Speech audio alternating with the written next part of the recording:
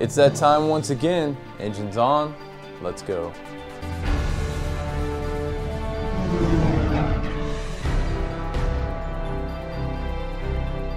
Welcome back to another weekly episode of The Whole Truth. My name is Wes and my job is to bring you all the factual news you can handle every week in a concise format. This week was PAX week and that means two things. The show format is kind of out the window and the much anticipated dogfighting module has been revealed. For those that wondered where Whole Truth was last week, I was preparing for my own trip to the Star Citizen Backers event that happened the day before PAX. It was a last minute thing that I wasn't expecting to do and it was a very tight timeline for me. It was exhausting but very fun and I got to meet a lot of community members as well as talk to several developers. I was invited by CIG to come and do some interviews for the show, and this week I'll have a very nice interview up on the channel featuring Ben Lesnick. If you want to see that right when it comes out, make sure you hit the subscribe button so you get updated first. We have a lot of new info to go through this week, so let's get to it. Let's do the RSI website recap. To start it off, Star Citizen hit $41 million in crowdfunding and we're just about to hit $42 million as well. With the $41 million stretch goal reached, we've unlocked Procedural Generation R&D team. This allows CIG to allocate funding to help develop procedural generation technology for the future of Star Citizen. It will be required if we want to have entire planets to explore with actual content.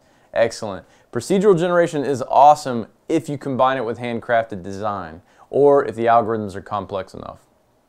The official monthly report for March is up on the website. This is the second month we've had access to this new feature and it's a great way to run down a list of everything CIG is currently doing or has done in the previous month.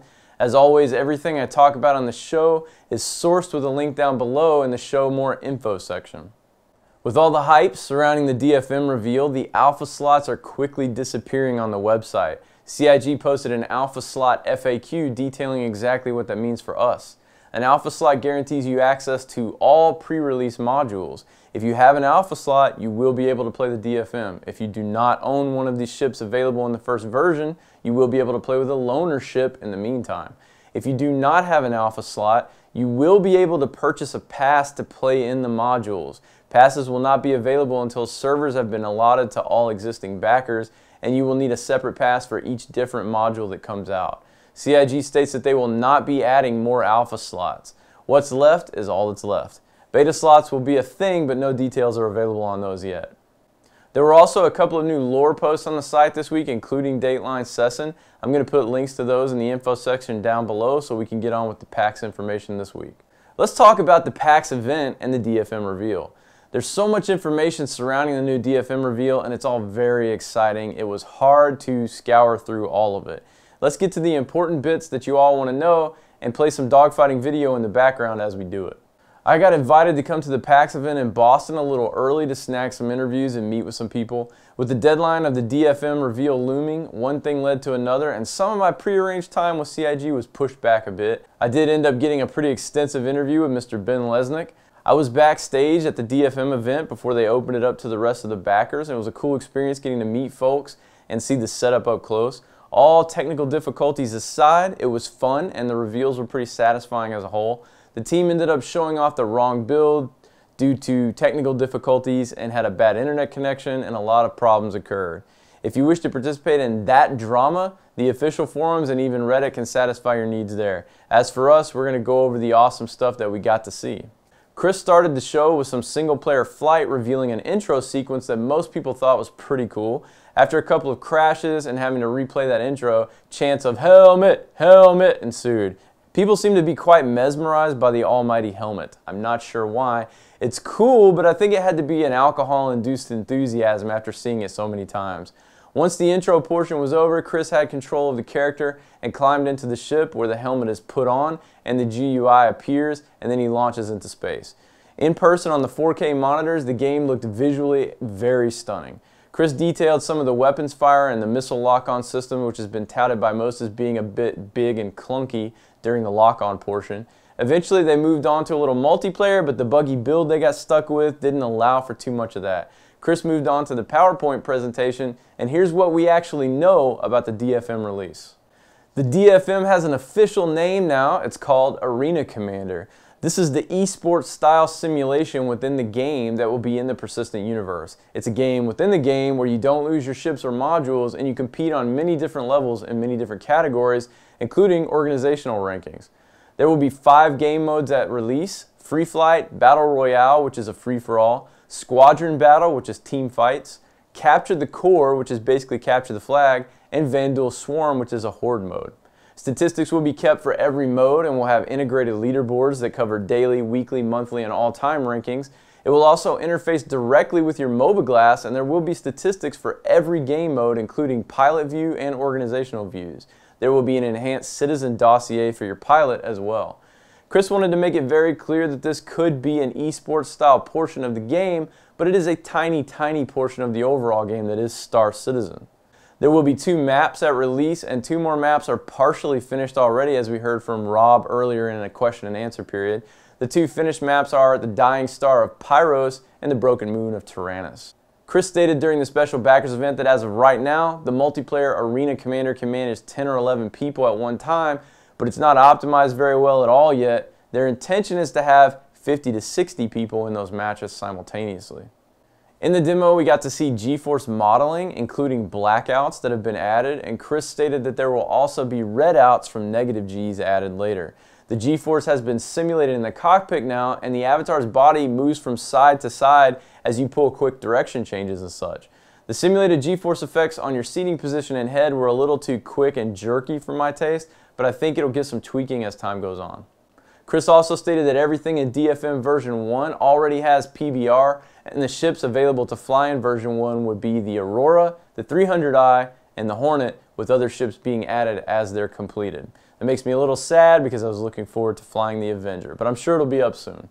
Version 2 of Arena Commander will include multi-crewed ships, single-seater ship variants, cooperative AI pilots, and in-game communication. Version 3 will feature more environments like a space station and a mining colony, FPS boarding mechanics, capture the Idris mode, and double precision coordinates for larger maps. What that means is using 64-bit floating point systems instead of 32. After Arena Commander, first-person shooting mechanics are next, then planet-side stuff, and then Squadron 42. This is all subject to change though, of course. He showed off the Newtonian mode a bit with some backwards flying and shooting. On top of all of that information, a lot of other information also came out during PAX via a few different interviews from random people. Our friend Geek Domo snagged an excellent interview with Aaron Roberts, and we got a few small reveals out of that. Aaron stated that there will be an electronic warfare system consisting of hacking and counter-hacking.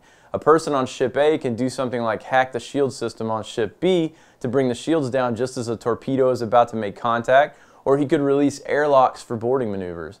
There will be an actual system in the game for players to duke it out in cyber warfare. Engineers will also have to use a system to reroute power around physically damaged areas while trying not to overload circuits, and may even need a hands-on repairman to go to an actual location and repair a part of the ship to fix a route that's necessary to reroute that power or restore power. Aaron stated that the cyber warfare mechanic will be something that can happen on all ships, not just the bigger ships like the Idris. It was also stated that the Idris will be extremely tough, and it will be flyable solo with an NPC crew, but the NPC crew will be nowhere near as good as a full complement of real human beings. NPCs gain experience at their jobs over time, but if they are killed, they reset back to their starting values. It was stated that Idris captains, and probably for other ships as well, will be able to hire crew in one of 2 ways. You can hire crew through the UEE, where they are guaranteed a specific amount of money, but they cannot mutiny and kill the crew or take your ship. What? The other way is by finding your own hires throughout the galaxy, but taking a chance on mutiny. I'm assuming there's going to be some way to manage morale and loyalty, and as always, take this portion as a bit speculative. While devs did say these things, until they're written down on the website or put into action, they could definitely change. The devs are a little bit more chatty than usual at PAX, and also probably worn out, and I expect some of these things to continue to change before they actually make it into the game. A whole lot of this new info came straight from Geek Domo's interview with Aaron Roberts, and I've dropped a link to that interview video in the info section down below. Please make sure you guys go and check that out on YouTube. Geek Domo is also a big Star Citizen supporter. Thanks, Geek, for that great interview. That's a lot of new stuff. There's more to come once all these little interviews from PAX are done popping up, and we'll cover that information as it surfaces directly from the source it comes from. Let's do the Wingman's Hangar recap. Due to the DFM release, there wasn't a lot of info, and even the forum feedback portion has been rolled over into next week. The MVP of the week went to Octavius for his big starship classifications compared to naval ships thread. In this, he talks about the different classifications of naval vessels, and there's a discussion related to the classifications of the ship sizes in Star Citizen. The fan focus of the week goes to Bridger for his YouTube channel, where he does a Star Citizen podcast and some other informational videos about the Star Citizen Alpha. Bridger puts out extremely good work, and I appreciate the content creation for the community. Thanks a whole lot, Bridger and Octavius, for giving back to your community. From episode 63 of Wingman's Hangar, we got some new info about the organizations module. They're shooting for the jobs and division structures that allow us to add a real hierarchy of jobs and ranks in an intuitive and manageable system. We'll have extreme customization options such as single leader or shared ownership systems. Divisions can also have a top-down ranking system, or you can organize them into a level system where they're all equal. We'll be able to assign jobs to individual members as well. The team reiterated that you will have a primary or main organization, but you will be able to join affiliate organizations as determined by your primary organization's rule set. Your primary organization leader will be able to see that you have other affiliate organizations, but it's up to you whether or not you hide from him who they are. You will also be able to hide your primary organization. This secret org system is intended to create a bit of a spy game atmosphere, and will actually create a meta game around organizations and factions in the game. I've said it before and I'll say it again, this alone would sell me on this game. How long have we MMO players been waiting for a guild management system that lets us do all of these things? Too long. Way too long. Since there's no real forum feedback this week or 10 for the chairman, let's recap some of the new information we got from Wingman's Hangar episode 63. In the upcoming DFM, will there be a way to earn credits or other currency that we can use to upgrade our ships, or is the only option to go through the pledge store? Rob said, we know for version 1 there's not going to be anything like that. In the long term, when this becomes the arena, then you'll be able to earn credits there. We're still discussing when and if you can earn money in the DFM. I was wondering if you could make a weapon look more impressive than it really is, or make a bomber look like a fighter or a pirate ship look like a military vessel. Rob said, you're not going to be able to be that heavily disguised, but we have talked about the idea of tucking away turrets on some ships. For instance, we, a long time ago, gave some players the Electro skin, which lets you change the paint job on the fly. You can also spoof your ID. I just want to say real quick, the important thing to note on this question is Rob's verification of ID spoofing. There have been numerous reports out of PAX about spoofing your identity using fake IDs. I just want to point out that this is not just in reference to ships, but also in reference to the player. There will be a fake ID system of some kind in the game, and you will be able to use it to bypass security and other things we don't even know about yet.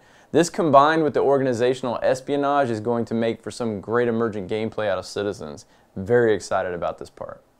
Will alien ships use the same fuel as the UEE, or will they use a different type of fuel to power their vessels? Rob said we're still discussing some of that, but if it varies, it will probably vary for different races. Now let's cover last week's 10 for the chairman. Will humans be the only playable species at launch? Chris said yes, but we are planning to eventually let you play some of the other races like the Banu and the Xi'an, but that would be a big major content expansion. The plan is to have bi-monthly content updates as we go. Will the mining platform in Squadron 42 be available for us to purchase in the persistent universe? Will we have warehouses and silos that we can purchase and expand upon? Chris said, I'm not sure something the size of the Shubin mining platform would be available for players to purchase and use right off the bat. We're going to allow players to mine and get groups together to mine and do it on a smaller scale and on a larger scale, and you will be able to have a silo or a warehouse. There will be cases where players can buy a mining operation and then slowly build it up over time. It's there, I just don't know if it will be a base the size of Shubin. We've got a cool mining mechanic and we're doing voxelization of asteroids. It won't just be holding down a spacebar. There will be lots of logistics involved in terms of getting the minerals, taking it to someone to get it refined, and all the rest of the stuff. Wow, voxelization for mining, that's going to be great. Will my actions in Squadron 42 affect me in the persistent universe between episodes? Chris said it is unlikely that the PU is going to be fully functional by the time that Squadron 42 is being played in an episodic manner. The PU won't be up and running until after Squadron 42 will be completed. Are any voice actors from previous Roberts productions or other well-known voice actors going to actually be in the game? Chris said, I don't want to disclose that before we're done with the actual script. It's going to be 700 plus pages. We'll be using some people I have worked with before and also bringing in some really good character actors. If we bring those actors in, we'll also be doing full body motion capture, full facial capture, and head scanning. So if we did have a fan favorite, it would look like them. I'm sure there will be some cameos from various development people here as well. Will exploration also entail a lot of PvP, considering you may be doing it in the lawless fringe systems? Chris said not necessarily. If you are exploring and finding new systems, that system isn't going to be teaming with pirates or PvP. It will be off the beaten path and therefore won't be somewhere that most people actually go. In some cases in exploration mode, we're going to have it tuned in such a way that the ability for PvP encounters won't be as high as it is in lawless pirate systems. That's not to say it won't happen, because there has to be some risk and tension. The goal would be to balance for that. How will commanding in space battles work? Chris said capital ships will have multiple stations that players will have to man. We're going to have an in-depth piece about what we do on the big capital ships to show people the level of sophistication that we're trying on and just how all these different stages inside the ship can work together. There will be a battle command holosphere where you see digital holographic versions of the various ships and positions, and you can click on them and give them commands or drag an arrow over and say attack over here. You will essentially have an RTS view that you communicate with. Has there been any more development on racing? Chris said there will be in-game betting and there will be a spectator ability. We're going to have a circuit that people can race on, just like we're going to have an in-fiction esports version of dogfighting. Will we get hangars for our orgs, and will members be able to leave ships there, maybe while flying an org-owned ship? Chris said yes, we have plans to have organization hangars, which will be much bigger. They'll be communal also. We're also going to allow organizations to buy ships and loan them out to various members to use. That does it for the mostly new information out of the Q&As. In other news this week, it looks like Aaron Roberts confirmed that the DFM release could be a staggered system based on stuff like how much money you backed the game with and how early of a backer you are. I'm not really sure I agree with this, but I do understand it. Having 400,000 people logging into your fledgling system would probably destroy any chance to actually play the game for anyone else anyway. What I'm hopeful of is that they will still release a single-player version to everyone at the very least. We'll just have to wait and see how it plays out before we all get our panties in a bunch. As promised, we're going to do a new segment on the show where I take one question from the viewers every week and answer it on the show. The proper place to ask your question is in the Star Citizen Forums section of our website. I will respond to comments on YouTube as well, but typically via text response below. The link to the forum post to ask your questions is down below in the info section. The question I chose this week is from Ken Shadow and Squirrel, who asked basically the same question. What do I think about the Idris frigate being able to run as a single-player ship with NPC crew as opposed to requiring more than one real person? My opinion on that is that it's keeping in line with what Chris Roberts has said about the game before. He wants the guy that works all the time to be able to experience things in the game that would otherwise require him to quit his full-time job and become a professional Star Citizen player to do. Captaining a huge ship is one of those kinds of things that a lot of folks want to do, and with an NPC crew, you can. It's been made quite clear that the ship will be at a major disadvantage, and according to Aaron Roberts, some systems like hacking and counter-hacking may not even be possible without actual real-life crew members. I think manning a ship the size of the Idris will be a pretty tough feat to accomplish for a lot of organizations, and especially for individual gamers. The Idris isn't the biggest be-all, end-all ship, and having the ability to man it with NPCs means we'll probably see them used a lot more often too, which I think is fun for everybody. In the end, it's a video game, and people want to be able to experience all of it. The tools are there to make it less useful when NPC crewed, and more useful when a full complement of player characters are on board to fully utilize the systems. I don't see a problem with it, I kinda like it. Let's do the r/Star Citizen post of the week. There are a lot of posts on the Star Citizen subreddit this week due to all the PAX stuff. It was tough to find one thing to choose. This week it goes to Shadow 703793 for his collection of information from PAX post. Thanks Shadow for attempting to get everything together in one place. What a crazy week it's been with the dogfighting reveal and PAX East and no sleep. There's so much information out there that I thought I might be an old man before I made my way through all of it. Keep your eyes open for a special episode of The Whole Truth this week that will feature a sit-down interview with Ben Lesnick. That's going to pop up on the channel within the next day or two. Thanks for watching everyone, and I'll see you all again next time on The Whole Truth. Goodbye.